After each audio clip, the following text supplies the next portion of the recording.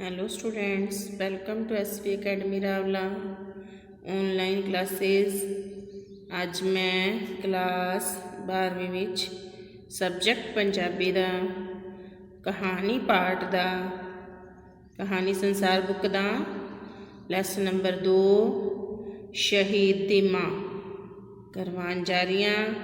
पहला तुहानू कहानी भूआ पढ़ाई सी जो बहुत ही इंटरस्टिंग सी। हुण शहीद दी मां कहानी पढ़ान जा रही हाँ जो एक नौजवान शहीद बारे है। उस शहीद का नाम गुरजीत हुंदा है। यह संत सिंह सेखों की लिखी हुई कहानी है। गुरजीत जो कि अपनी उम्र झूठी ही 19 साल की लिखवा के फौज विच भर्ती हो जाता है। असल विचों 17 साल का नौजवान हुंदा है, पर उसकी माँ उसनू फौज विच भर्ती करना चाहती है ताजो उसके परिवार का खर्चा वधिया चल सके, क्योंकि उसके प्यो बाद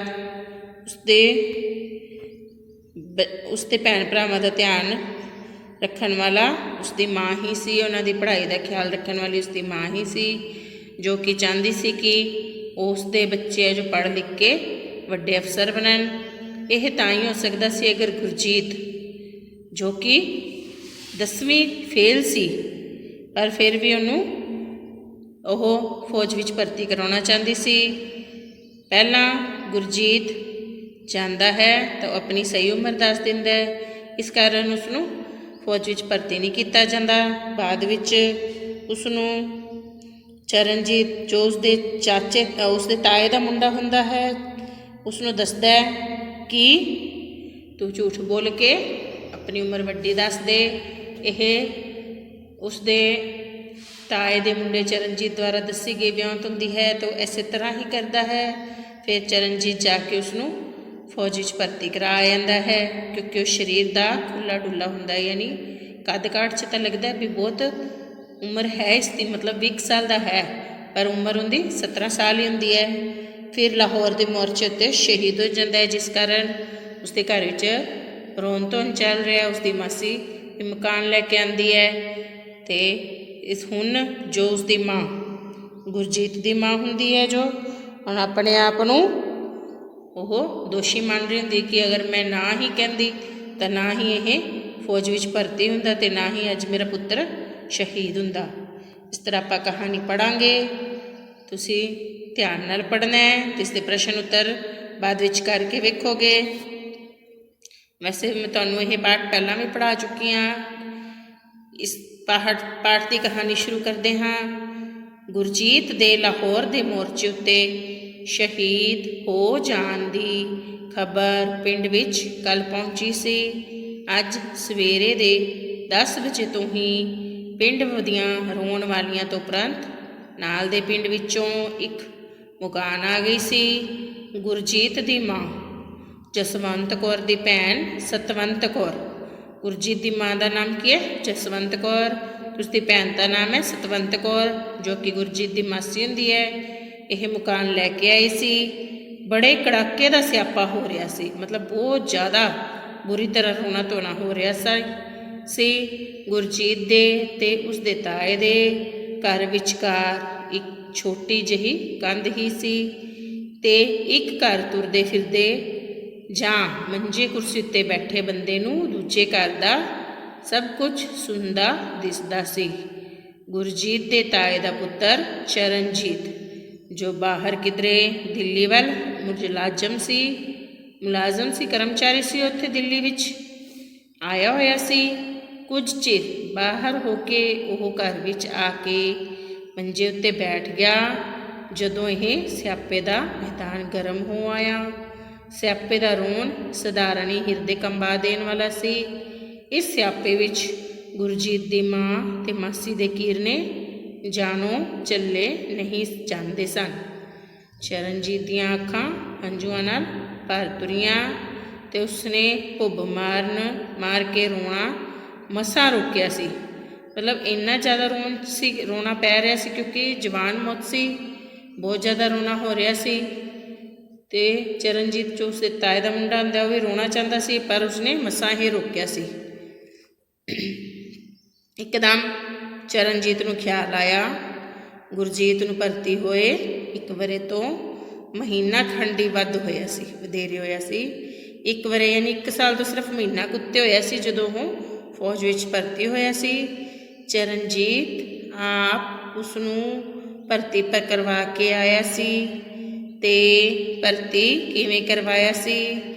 ਉਸ ਵੇਲੇ ਗੁਰਜੀਤ ਦੀ ਉਮਰ ਮਸਾਂ ਹਾਲੇ 17 ਵਰ੍ਹੇ ਦੀ ਨਹੀਂ ਸੀ ਹੋਈ, ਯਾਨੀ ਹਲੇ 17 ਸਾਲ ਦਾ ਵੀ ਨਹੀਂ ਸੀ ਉਹ, ਪਰ ਕੱਦ ਦਾ ਖੁੱਲ੍ਹਾ ਡੁੱਲਾ ਹੋਣ ਕਰਕੇ ਜੇ ਉਸਨੂੰ 20 ਵਰ੍ਹੇ ਦਾ ਯਾਨੀ 20 ਸਾਲਾਂ ਦਾ ਵੀ ਆਖ ਦਿੱਤਾ ਜਾਵੇ ਤਾਂ ਵੀ ਮੰਨਿਆ ਜਾ ਸਕਦਾ ਸੀ। ਤੇ ਭਰਤੀ ਵੀ ਉਹ ਆਪਣੇ ਆਪ ਨੂੰ 19 ਸਾਲ ਦਾ ਆਖ ਕੇ ਹੋਇਆ ਸੀ। ਤੇ ਇਹ ਸਿੱਖਿਆ ਆਪਣੀ ਅਸਲ ਉਮਰ ਨਾਲੋਂ ਵਧੇਰੇ ਦੱਸਣ ਦੀ ਉਹਨੂੰ ਕਿੱਥੋਂ ਮਿਲੀ ਸੀ? ਚਰਨਜੀਤ ਪਾਸੋਂ। ਚਰਨਜੀਤ ਕੌਣ ਸੀ? ਗੁਰਜੀਤ ਦੇ ਤਾਏ ਦਾ ਮੁੰਡਾ। ਉਸਨੂੰ ਚਰਨਜੀਤ ਪਾਸੋਂ ਮਿਲੀ ਸੀ। ਇਸ ਤੋਂ 3 ਮਹੀਨੇ ਪਹਿਲਾਂ ਵੀ ਉਹ ਸ਼ਹਿਰ ਵਿੱਚ ਭਰਤੀ ਵਾਲੇ ਅਫਸਰ ਨੇ ਉਸ ਨੂੰ ਨਾਬਾਲਗ ਸਮਝ ਕੇ ਭਰਤੀ ਨਹੀਂ ਸੀ ਕੀਤਾ ਨਹੀਂ ਸੀ। ਇਸ ਦਾ ਗੁਰਜੀਤ ਨਾਲੋਂ ਵਧੇਰੇ ਉਸਦੀ ਮਾਂ ਨੂੰ ਅਫਸੋਸ ਆਇਆ ਸੀ। ਘਰ ਖੇਤੀ ਕਰਨ ਵਾਲੀ 10 ਕੁ ਭੋਏ ਸੀ, ਹੈ ਹੀ ਸੀ, ਪਰ ਕੰਮ ਕੁਝ ਖੁਚਲਿਆ ਹੋਣ ਕਰਕੇ ਖੇਤੀ ਸਫਲ ਨਹੀਂ ਹੋ ਰਹੀ ਸੀ। ਗੁਰਜੀਤ ਦੇ ਜਦੋਂ ਛੋਟੇ ਭਰਾ ਸਨ ਤੇ 2 ਛੋਟੀਆਂ ਭੈਣਾਂ। ਉਸ ਦਾ ਪਿਤਾ ਮਰ ਚੁੱਕਾ ਸੀ ਤਾਂ ਹੀ ਉਸਨੂੰ ਕੰਮ ਕਰਨਾ ਪੈ ਰਿਹਾ ਸੀ। ਅਗਰ ਹੁੰਦਾ ਤਾਂ ਉਸਨੂੰ ਜ਼ਰੂਰ ਪੜ੍ਹਾਉਂਦਾ। ਗੁਰਜੀਤ ਆਪ 10ਵੇਂ ਫੇਲ ਹੋ ਕੇ ਪੜ੍ਹਨੋਂ ਹਟ ਗਿਆ ਸੀ। ਇੱਕ ਕਾਰਨ ਉਸਦੇ ਖੇਤੀ ਵਿੱਚ ਸਫਲ ਨਾ ਹੋਣ ਦਾ ਇਹ ਵੀ ਸੀ। ਕੀ ਕਾਰਨ ਸੀ? ਕਿ ਉਹ ਪੜ੍ਹਿਆ ਲਿਖਿਆ ਘੱਟ ਸੀ, ਤਾਂ ਉਹਨੂੰ ਖੇਤੀ ਦਾ ਪੂਰਾ ਗਿਆਨ ਨਹੀਂ ਸੀ। ਛੋਟੇ ਭਰਾ ਹਾਲੀ ਖੇਤੀ ਦੇ ਕੰਮ ਜੋਗੇ ਨਹੀਂ ਹੋਏ ਸਨ। ਜਸਵੰਤ ਕੌਰ ਉਹਨਾਂ ਨੂੰ ਸਕੂਲ ਵਿੱਚੋਂ ਹਟਾਉਣਾ ਨਹੀਂ ਸੀ ਚਾਹੁੰਦੀ। ਉਸ ਨੇ ਤਾਂ ਕੁੜੀਆਂ ਨੂੰ ਵੀ ਪ੍ਰਾਇਮਰੀ ਸਕੂਲ ਦੀ ਪੜ੍ਹਾਈ ਕਰਵਾ ਦਿੱਤੀ ਸੀ। ਇਸ ਸਫੇਦ ਪੋਸ਼ ਬਣਨ ਦੀ ਤਾਂਘ ਰੱਖਣ ਵਾਲੇ ਟੱਬਰ ਦੇ ਗੁਜ਼ਾਰੇ ਜੋਗੀ ਉਪਜ ਗੁਰਜੀਤ ਖੇਤੀ ਵਿੱਚੋਂ ਨਹੀਂ ਕਰ ਸਕਦਾ ਸੀ। ਜੇ ਗੁਰਜੀਤ ਸੈਨਾ ਵਿੱਚ ਭਰਤੀ ਹੋ ਜਾਵੇ ਤਾਂ ਜਸਵੰਤ ਕੌਰ ਦਾ ਖਿਆਲ ਸੀ ਕਿ ਭੋਏ ਯਾਨੀ ਜ਼ਮੀਨ ਕਿਸੇ ਚੰਗੇ ਕਿਸਾਨ ਨੂੰ ਵਟਾਈ ਉੱਤੇ ਦਿੱਤੀ ਜਾ ਸਕਦੀ ਸੀ ਤੇ ਇਸ ਤਰ੍ਹਾਂ ਇਸ ਟੱਬਰ ਦੀ ਆਮਦਨ ਕੁਝ ਵੱਧ ਸਕਦੀ। ਜਸਵੰਤ ਕੌਰ ਸੁੱਕਾ ਸੋੜਾ ਖਾ ਕੇ ਛੋਟੇ ਮੁੰਡਿਆਂ ਨੂੰ ਪੜ੍ਹਾਉਣ ਦੇ ਸੰਕਲਪ ਵਿੱਚ ਦ੍ਰਿੜ ਸੀ। ਉਸ ਨੂੰ ਆਸ ਸੀ ਕਿ ਉਹ ਦੋਵੇਂ ਕੁਝ ਸਾਲਾਂ ਵਿੱਚ 10-10 ਜਮਾਤਾਂ ਪੜ੍ਹ ਕੇ ਕਿਸੇ ਚੰਗੇ ਸਫੇਦ ਪੋਸ਼ ਕੰਮ ਜੋਗੇ ਹੋ ਜਾਣਗੇ। ਜੇ ਲੋੜ ਪਵੇ ਤੇ ਵਾਹਿਗੁਰੂ ਤੌਫੀਕ ਦੇਵੇ ਤਾਂ ਜਸਵੰਤ ਕੌਰ ਦਾ ਆਸ਼ਾ ਉਹਨਾਂ ਨੂੰ ਕਾਲਜ ਦੀ ਉੱਚੀ ਪੜ੍ਹਾਈ ਕਰਾ ਦੇਣ ਤੱਕ ਦਾ ਸੀ। ਪਰ ਇਸ ਸਾਰੇ ਕਾਰਜਕ੍ਰਮ ਦਾ ਮੁੱਢ ਤਾਂ ਵੱਜਦਾ ਸੀ ਜੇ ਗੁਰਜੀਤ ਫੌਜ ਵਿੱਚ ਭਰਤੀ ਹੋ ਜਾਵੇ। ਜਦੋਂ ਗੁਰਜੀਤ ਬਿਨਾਂ ਭਰਤੀ ਹੋਏ ਸ਼ਹਿਰੋਂ ਮੁੜ ਆਇਆ ਤਾਂ ਜਸਵੰਤ ਕੌਰ ਦੇ ਮਨ ਨੂੰ ਬਹੁਤ ਕਲੇਸ਼ ਹੋਇਆ। ਉਸਨੇ ਗੁਰਜੀਤ ਨੂੰ ਗਾਲਾਂ ਦਿੱਤੀਆਂ, ਭਰਤੀ ਕਰਨ ਵਾਲੇ ਅਫਸਰ ਨੂੰ ਗਾਲਾਂ ਦਿੱਤੀਆਂ ਤੇ ਸਰਕਾਰ ਨੂੰ ਗਾਲਾਂ ਦਿੱਤੀਆਂ। ਉਹ ਇਹ ਸਮਝਦੀ ਸੀ ਕਿ ਉਸ ਦੀਆਂ ਇਹ ਗਾਲਾਂ ਤਿੰਨੇ ਪਾਸੇ ਨਿਹੱਕੀਆਂ ਹਨ। ਗੁਰਜੀਤ ਨੇ ਆਪਣੀ ਉਮਰ ਠੀਕ ਦੱਸ ਦਿੱਤੀ ਸੀ। ਉਸ ਨੂੰ ਨਹੀਂ ਸੀ ਪਤਾ ਕਿਸ ਤਰ੍ਹਾਂ ਉਸ ਨੂੰ ਭਰਤੀ ਨਹੀਂ ਕੀਤਾ ਜਾ ਸਕੇਗਾ। ਭਰਤੀ ਵਾਲਾ ਅਫਸਰ ਵੀ ਸੱਚਾ ਸੀ। ਉਹ ਸਰਕਾਰ ਦੇ ਕਾਨੂੰਨ ਦੇ ਉਲਟ ਇੱਕ ਨਾਬਾਲਗ ਮੁੰਡੇ ਨੂੰ ਕਿਵੇਂ ਭਰਤੀ ਕਰ ਸਕਦਾ ਸੀ? ਸਰਕਾਰ ਦਾ ਵੀ ਕਸੂਰ ਨਹੀਂ ਸੀ। ਉਸ ਨੇ ਇਹ ਕਾਨੂੰਨ ਲੋਕ ਹਿੱਤਾਂ ਦੇ ਮਾਣ ਮਾਪ ਅਨੁਸਾਰ ਹੀ ਬਣਾਇਆ ਸੀ। ਜਸਵੰਤ ਕੌਰ ਇਹ ਸਭ ਕੁਝ ਕਿਸੇ ਸਪਸ਼ਟ ਭਾਂਤ ਨਹੀਂ ਜਾਣਦੀ ਸੀ, ਪਰ ਉਸ ਨੂੰ ਪਤਾ ਸੀ ਕਿ ਇਸ ਵਿੱਚ ਕਸੂਰ ਕਿਸੇ ਦਾ ਵੀ ਨਹੀਂ ਸੀ। ਇਸ ਕਰਕੇ ਉਸ ਨੂੰ ਹੋਰ ਵੀ ਵਧੇਰੇ ਕਲੇਸ਼ ਹੋ ਰਿਹਾ ਸੀ, ਯਾਨੀ ਉਹ ਮਨ ਹੀ ਮਨ ਉਲਝ ਬਹੁਤ ਰਹੀ ਸੀ। ਉਸ ਨੂੰ ਬਹੁਤ ਗੁੱਸਾ ਆ ਰਿਹਾ ਸੀ। ਚਰਨਜੀਤ ਉਨੀ ਦਿਨੀ ਵੀ ਪਿੰਡ ਆਇਆ ਹੋਇਆ ਸੀ। ਚਾਚੀ ਕਿਉਂ ਇਤਨਾ ਕਲੇਸ਼ ਕਰਦੀ ਐ? ਉਸਨੇ ਜਸਵੰਤ ਕੌਰ ਨੂੰ ਆਖਿਆ ਸੀ। ਗੁਰਜੀਤ ਤੋਂ ਤਕੜੀ ਹੋ ਕੇ ਖੇਤੀ ਕਰਵਾ, ਅੱਜ ਕੱਲ੍ਹ ਭਾਅ ਐਡੇ ਸੋਹਣੇ ਨੇ, ਬਥੇਰਾ ਕੁਛ ਹੋ ਜਾਵੇਗਾ। ਜਸਵੰਤ ਕੌਰ ਨੇ ਸਾਰੀ ਵਿਥਿਆ ਸੁਣਾਈ ਸੀ ਤੇ ਚਰਨਜੀਤ ਮੰਨ ਗਿਆ ਸੀ ਕਿ ਉਸਦੀ ਗੱਲ ਸਿਆਣੀ ਸੀ। ਤਾਂ ਫਿਰ ਅਗਲੀ ਵਾਰੀ ਭਰਤੀ ਦਾ ਦਿਨ ਆਉਂਦਾ ਤਾਂ ਮੈਂ ਗੁਰਜੀਤ ਦੇ ਨਾਲ ਸ਼ਹਿਰ ਜਾਊਂ ਤੇ ਇਹਨੂੰ ਜ਼ਰੂਰ ਭਰਤੀ ਕਰਵਾਊਂ। ਚਰਨਜੀਤ ਨੇ ਚਾਚੀ ਨੂੰ ਦਿਲਾਸਾ ਦਿੱਤਾ ਸੀ। ਗੁਰਜੀਤ ਦਾ ਉਸਨੇ ਸੁਝਾਅ ਮੰਨ ਲਿਆ ਸੀ ਤੇ ਉਸ ਨੂੰ ਭਰਤੀ ਕਰ ਲਿਆ ਗਿਆ ਸੀ। ਉਸੇ ਭਰਤੀ ਦਾ परिणाम ਅੱਜ ਉਸਦੀ ਚੜ੍ਹਦੀ ਜਵਾਨੀ ਵਿੱਚ ਮੌਤ ਹੋ ਗਈ ਸੀ, ਜਿਸ ਨੇ ਉਸਦੀ ਮਾਂ ਦਾ ਲੱਕ ਤੋੜ ਦਿੱਤਾ ਸੀ ਤੇ ਉਸਦੇ ਸਭ ਸੁਪਨੇ ਧੂਆਂ ਬਣਾ ਕੇ ਰੱਖ ਦਿੱਤੇ ਸਨ। ਇੱਕ ਦੋ ਵਾਰੀ ਪਲ ਦੇ ਪਲ ਲਈ ਚਰਨਜੀਤ ਨੂੰ ਜਸਵੰਤ ਕੌਰ ਉੱਤੇ ਗੁੱਸਾ ਆਇਆ ਤੇ ਉਸਦਾ ਕਹਿਣ ਨੂੰ ਜੀ ਕੀਤਾ, ਉਦੋਂ ਤੂੰ ਰੋਂਦੀ ਸੈਂ, ਇਸ ਨੂੰ ਭਰਤੀ ਨਹੀਂ ਕਰਦੇ ਤੇ ਅੱਜ ਉਹ ਭਰਤੀ ਦੇ ਅੰਤ ਨੂੰ ਰੋਨੀ ਹੈ। ਤੇਰੇ ਨਾਲ ਐਵੇਂ ਹੋਣੀ ਚਾਹੀਦੀ ਸੀ। ਪਰ ਝਾਟੀ ਚਰਨਜੀਤ ਨੂੰ ਇਹਨਾਂ ਖਿਆਲਾਂ ਨੇ ਤੇ ਅਨਿਆਏ ਤੇ ਅਨਰਥ ਦੀ ਆਵਾਜ਼ ਆ ਰਹੀ ਸੀ। ਜਸਵੰਤ ਕੌਰ ਨੂੰ ਇਸ ਤਰਾਸਦੀ ਵਿੱਚ ਆਪਣੀ ਜ਼ਿੰਮੇਵਾਰੀ ਭੁੱਲੀ ਨਹੀਂ ਹੋਈ ਸੀ। ਵੇ ਪੁੱਤ, ਗੁਰਜੀਤ ਨੂੰ ਮੌਤ ਦੇ ਮੂੰਹ ਵਿੱਚ ਤਾਂ ਮੈਂ ਤੱਤੀ ਨੇ ਆਪ ਧੱਕਿਆ। ਦੇਖੋ, ਉਹ ਆਪਣੇ ਆਪ ਨੂੰ ਦੋਸ਼ੀ ਮੰਨ ਰਹੀ ਹੈ, ਕਹਿ ਰਹੀ ਹੈ ਨਾ ਚਰਨਜੀਤ ਨੂੰ ਵੀ ਮੈਂ ਆਪ ਗੁਰਜੀਤ ਨੂੰ ਮੌਤ ਦੇ ਮੂੰਹ ਵਿੱਚ ਧੱਕਿਆ ਹੈ। ਭਰਤੀ ਵਾਲੇ ਅਫਸਰ ਨੇ ਉਮਰੋਂ ਛੋਟਾ ਹੋਣ ਕਰਕੇ ਉਸ ਨੂੰ ਮੋੜ ਦਿੱਤਾ। ਮੈਂ ਪਾਪਨ ਨੇ ਉਸ ਤੋਂ ਝੂਠ ਬੁਲਵਾਇਆ। ਉਹਨੇ ਆਪਣੀ ਉਮਰ ਵੱਧ ਦੱਸੀ ਤੇ ਭਰਤੀ ਹੋ ਗਿਆ। ਮੈਂ ਤਾਂ ਸੋਚਦੀ ਹਾਂ ਮੈਨੂੰ ਵਾਹਿਗੁਰੂ ਨੇ ਉਸ ਝੂਠ ਦੀ ਸਜ਼ਾ ਦਿੱਤੀ ਹੈ। ਤੇ ਜਸਵੰਤ ਕੌਰ ਦੀ ਧਾਰ ਨਿਕਲ ਗਈ। ਚਰਨਜੀਤ ਨੇ ਉਸਦੇ ਗਲ ਉਦਾਲੇ ਬਾਂਹ ਪਾ ਕੇ ਉਸਦਾ ਸਿਰ ਆਪਣੀ ਛਾਤੀ ਨਾਲ ਕੁੱਟ ਲਿਆ, ਜਿਵੇਂ ਉਹ ਉਸਦੀ ਛੋਟੀ ਭੈਣ ਹੋਵੇ। ਨਹੀਂ ਚਾਚੀ, ਤੇਰਾ ਇਹਦੇ ਵਿੱਚ ਕੋਈ ਕਸੂਰ ਨਹੀਂ। ਤੂੰ ਐਵੇਂ ਨਾ ਆਪਣੇ ਸਿਰ ਕੋਈ ਪਾਪ ਲੈ। ਸੱਚੀ ਜਾਣੇ ਤਾਂ ਵਾਹਿਗੁਰੂ ਨੇ ਗੁਰਜੀਤ ਦੀ ਜਾਨ ਦੇਸ਼ ਦੀ ਵੇਦੀ ਉੱਤੇ ਬਲੀ ਲੈਣੀ ਸੀ। ਗੁਰਜੀਤ ਮਰਿਆ ਨਹੀਂ, ਉਹ ਤਾਂ ਦੇਸ਼ ਲਈ ਸ਼ਹੀਦ ਹੋ ਕੇ ਅਮਰ ਹੋ ਗਿਆ। ਉਹ ਉਹਨਾਂ ਲੋਕਾਂ ਵਿੱਚ ਜਾ ਮਿਲਿਆ ਜਿਨ੍ਹਾਂ ਦਾ ਸਦਾ ਲਈ ਇਸ ਦੇਸ਼ ਦੇ ਸਿਰ ਕਰਜ਼ਾ ਹੋ ਗਿਆ। ਤੂੰ ਹੁਣ ਦੇਸ਼ ਦੇ ਲਹਿਣੇਦਾਰ ਦੀ ਮਾਂ ਹੈ। ਦਿਲ ਤਕੜਾ ਕਰਕੇ ਗੁਰਜੀਤ ਨੂੰ ਅਮਰ ਜਾਣ। ਗੁਰਜੀਤ ਦੀ ਕੁਰਬਾਨੀ ਦਾ ਫਲ ਸਾਰੇ ਦੇਸ਼ ਨੂੰ ਤਾਂ ਮਿਲਿਆ ਹੀ ਹੈ, ਆਪਾਂ ਨੂੰ ਵੀ ਮਿਲੂਗਾ, ਮੇਰੇ ਇਹਨਾਂ ਛੋਟੇ ਭੈਣ ਭਰਾਵਾਂ ਨੂੰ ਵੀ ਮਿਲੂਗਾ। ਹਾਂ ਪੁੱਤ, ਗੁਜ਼ਾਰਾ ਐਵੇਂ ਸਮਝ ਕੇ ਹੋਊ, ਇਸ ਮਨ ਨੂੰ ਇਉਂ ਹੀ ਧਰਵਾਸ ਦੇਣਾ ਪਊ ਬਈ ਪੁੱਤ ਦੀ ਜਾਨ ਦੇਸ਼ ਦੇ ਕੰਮ ਆ ਗਈ। ਪਰ ਪੁੱਤ ਹਾਲੇ ਘਾਹ ਬਹੁਤ ਸਜਰਾ ਹੈ, ਘਾਹ ਯਾਨੀ ਜ਼ਖਮ ਹਾਲੇ ਇਉਂ ਆ ਕੇ ਪੀੜ ਨਹੀਂ ਘਟਦੀ।